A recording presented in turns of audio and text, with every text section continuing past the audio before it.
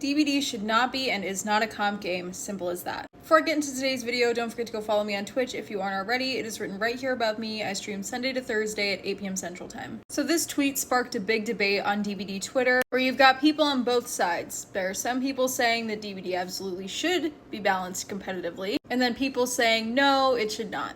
So I'm going to go ahead and summarize the arguments on both sides, and I'm curious to hear what you guys think too, so keep your eyes out for a poll in the comments. So the people who are saying that DBD should be balanced competitively are mostly referring to the fact that that is what keeps a lot of us older veteran players playing the game. And a lot of those older veteran players are your content creators. Myself included, I've been playing this game on and off for almost 10 years now. And so if the game isn't balanced competitively, a lot of those content creators and high-level players will stop playing. And then DBD sort of becomes like every other ASIM game that has ever come out in the last 10 years, where it just dies because there's no skill expression or depth left. Another argument I've seen for the game needing to be balanced competitively is the fact that people will balance it that way for themselves anyway. Like if we look at things like hard tunneling at 5 gens or bringing 4 gen rush perks and getting gens done in 30 seconds, these people are already being super optimal and essentially like optimizing the fun out of the game. And I will also admit that I am one of those people. I believe that every second counts in DBD, and if you waste 6 seconds in a locker healing yourself with inner strength when you could have just been healed by a teammate, you're throwing the game.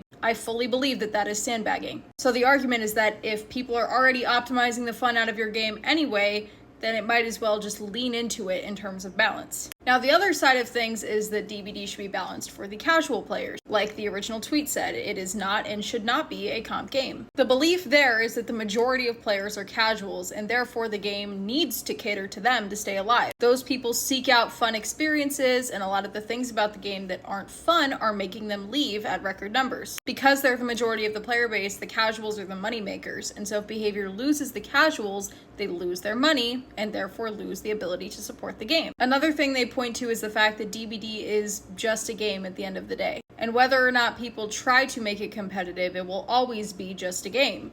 It doesn't have a clear defined win condition. There's no tangible reward for winning, and there's no ranked mode.